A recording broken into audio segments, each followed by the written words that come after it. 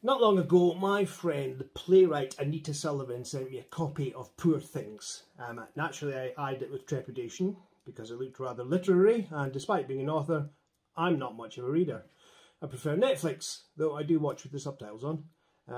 But then she asked if I thought Poor Things could be classed as a young adult novel, forcing me to actually read the damn thing. Needless to say, I was hooked and suitably depressed that I would never achieve anything like Alasdair Gray's mastery of storytelling. I can't draw as well as him either, though I've had a go because it's as close to an interactive presentation as I can get. So here's my impression of Candle and then Bell.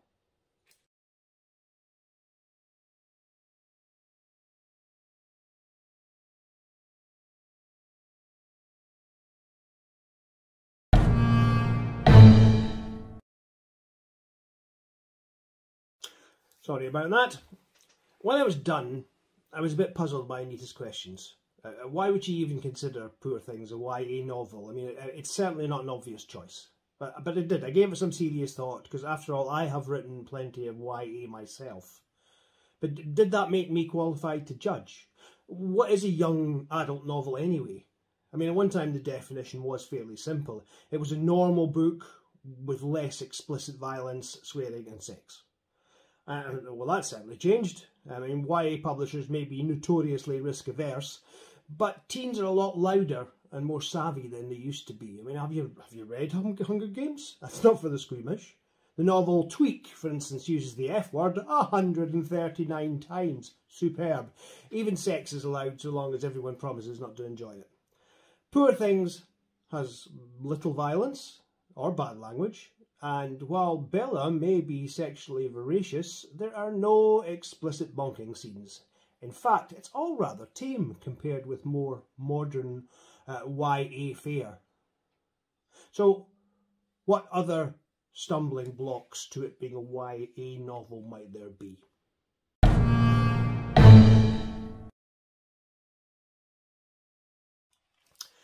It's usual for a YA novel nowadays to have a central character who is age appropriate. Poor Things has kind of got that covered as well. Bella is supposedly a kid in an adult's body, so by the law of averages that makes her a teenager. And it's not even a new YA concept when you consider family movies like Freaky Friday or Big. True, I don't recall Barbara Harris ever becoming a prostitute. She's in the original 1976 film, for those of you too young to care. But Tom Hanks has a very problematic scene where his 13-year-old in an adult body appears to have spent the night making whoopee with co-worker Elizabeth Perkins.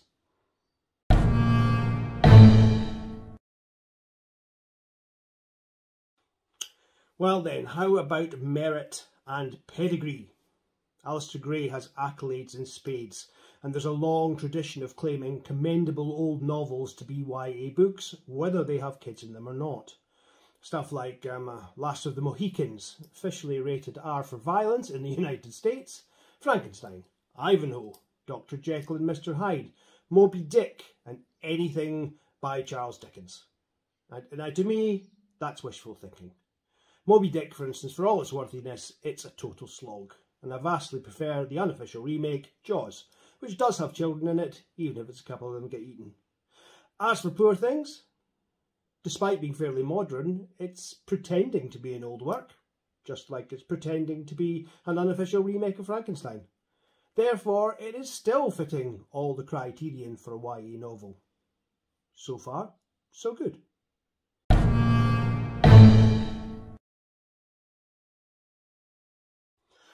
But does that mean it's a suitable candidate?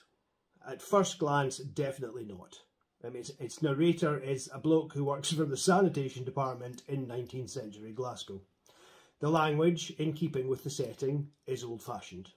I mean, there's plenty of history, but it doesn't revolve around battles or explorers or earth-shaking events or any other cool stuff. It's about societal attitudes that have long changed, except in the USA. The feminist aspects are somewhat negated by the fact that it's written by a middle-aged man pretending to be another middle-aged man. It's got footnotes. Okay, so there's Lord of the Rings, but that's not a positive. The promising Frankenstein vibe gets shot to pieces at the end, and before that there isn't a pitchfork-wielding mob in sight. There's no bodice ripping, and none of the romances are actually romantic. And so George Clooney and Julia Roberts are surely not starring in the movie version. And nobody gets a happy ending. This is certainly not a novel that lends itself to the TikTok generation's interests or attention span.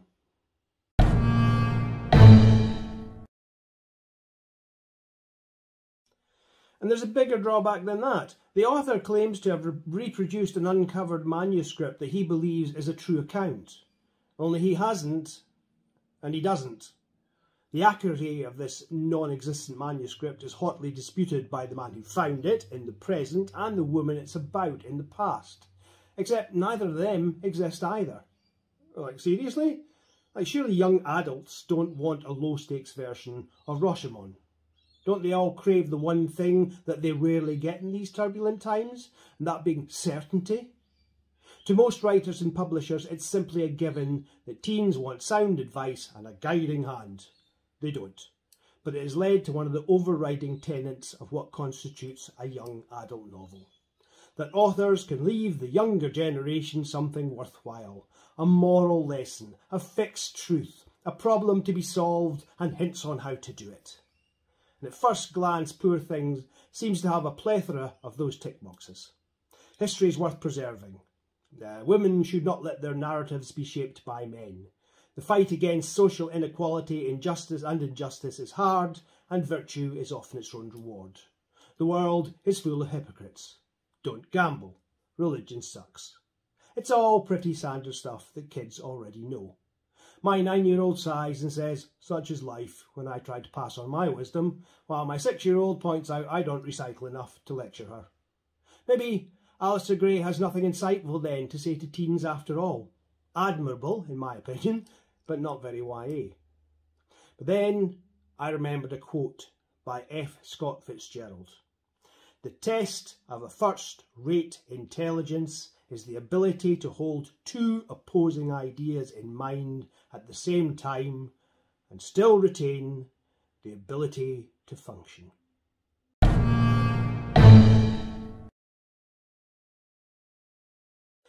And then I remembered that Alasdair Gray was Scottish like myself, and pieces fell into place. For Scots have a quirk that's woven into our culture and our history. It's called Caledonian antisygyny, and it was coined in 1919 by the literary critic G. Gregory Smith about Scottish literature. But it applies to the nation in general, and it equally applies to young adults. We are paradoxical in the extreme. Scots have been described as welcoming, insular, broad-minded, narrow-minded, racist, inclusive, mean, generous, violent, brave, pragmatic, impulsive, conformist, non-conformist, independent, tribal, bigoted and enlightened. Why? Because we're all these things. This contradiction is expressed in every kind of form. Highlands and Lowlands, Glasgow and Edinburgh, Edinburgh's Old and New Town, Catholic and Presbyterian, Dr. Jekyll and Mr. Hyde. The list is endless. And this paradox is underpinned by three unedifying facts. 1. We prefer illusion to reality, especially when it comes to how we see ourselves. And we're quick not just to project that myth, but to actually believe it. Only deep down, we don't. Not really. The historical novelist John Preble, for example, dismissed our tartan-sporting, kilt-wearing, Highland-loving, shortbread tin frippery in one pithy sentence. No other nation has cherished so absurd an image, and none perhaps would accept it while knowing it to be a lie. That same contradictory mixture of pride tinged with embarrassment is put more succinctly by J.M. Barrie. There is no more impressive sight than a Scotsman on the make. We fool others by fooling ourselves. The typical Scot, like the typical teenager, often mistakes bluster for bravado and hopes nobody else will notice the difference either. 2. Because of this, we have a flawed and fragile hold on our identity. We want to be seen as fabulous and noble, often without putting in the hard work to actually achieve it. And we excuse our shortcomings by complaining we have been unjustly treated, misunderstood, and ignored. 3. Because of this, we have a chip on our shoulders you can see from space. This is, of course, true for all races and countries. Scotland just happens to embody it more than the others. And who else personifies these concepts? So much so it defines them in the eyes of all other ages? The young adult. And Alasdair Gray, I'm sure, knows it. In Poor Things, he is talking to the Scot and the teenager in us all. But he's much too perceptive to offer advice or to lecture, for neither Scots nor teenagers are great at listening. He offers something far more important and rewarding: alternatives.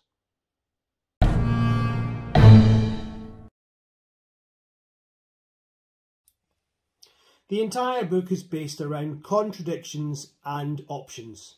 Christ, Gray even creates his own nemesis to negate everything he says.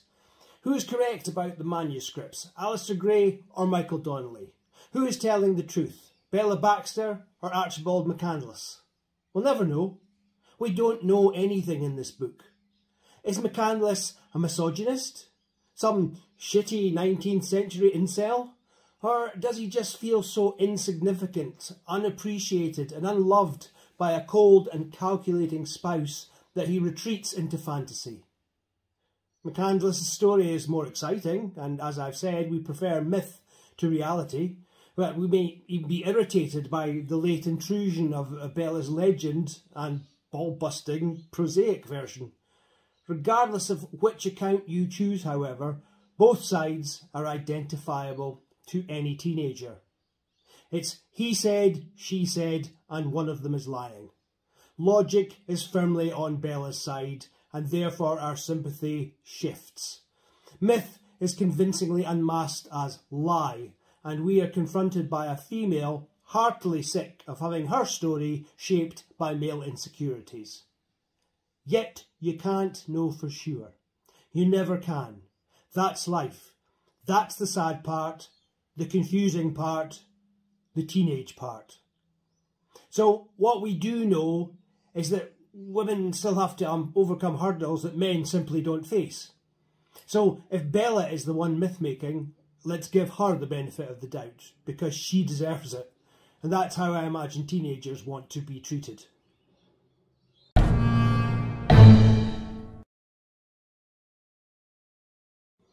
For me, that's the brilliance of Poor Things. Sure, it addresses all the concerns of a typical YA novel. One by one, Gray lines up everything kids want to rebel against, even if they can't be arsed. Inequality of race, gender and social status. The smugly deluded Elon Musks who mistake luck for talent and don't understand they've risen above the masses because shit floats. Religious fanatics unable to take responsibility for their own actions, whose half-hearted belief in a higher power allows them to be moral Nazis, claiming they're only following orders. Even God, and I love how obvious and contradictory that name is, has a distant father and cannot escape the social conventions that prevent him properly acknowledging his mother.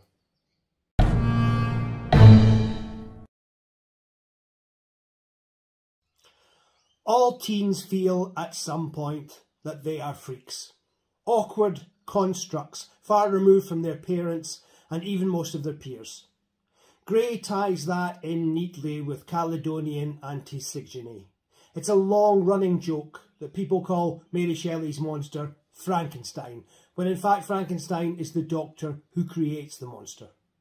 Gray understands that we are both monster and creator, badly self-assembled, without proper instructions, like one of those IKEA wardrobes that always leans a little bit to one side.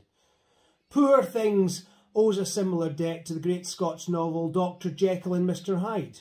We each struggle for control over ourselves with limited success. Caledonian antisygyny, amplified, if you're a teenager, by raging hormones. Yet, rather than a solution, Instead of instructions, Gray offers up a hero who learns to embrace her massive contradictions. In either version of Bella's story, she is powerful, yielding, naive, wise, callous, loving, manipulative, manipulated, compassionate, steely, fanciful and practical. And what does it get her? The happy ending she deserves? No. Resolution? No. Bella gets dead sons and a sense that nothing she has done made any real difference. All she is left with is the vain hope that a better world is around the corner. A world that young people are still waiting for. One they are tired of waiting for.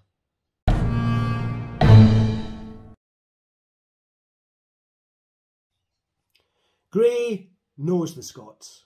They endure by doing what they always do. Like Archibald McCandless, they will engage in another spot of reinvention. It's not too outlandish to say we're going through a minor new Scottish Enlightenment right now, this time progressive rather than practical. The young adults don't have that kind of weary laissez-faire. Like Bella McCandless, they must stumble along with nothing but a sense of wonder and a fuck you attitude to keep them going. Nothing is certain and they're on their own, except they're all in the same boat. And there is something beautiful and profound about that.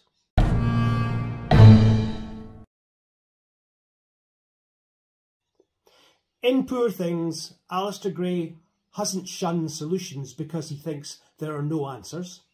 It's because he knows there are so many, that it is up to the reader, adult or teen, to decide which ones they deem valid. So in the end, is it a young adult novel or an adult novel? Well, both, of course.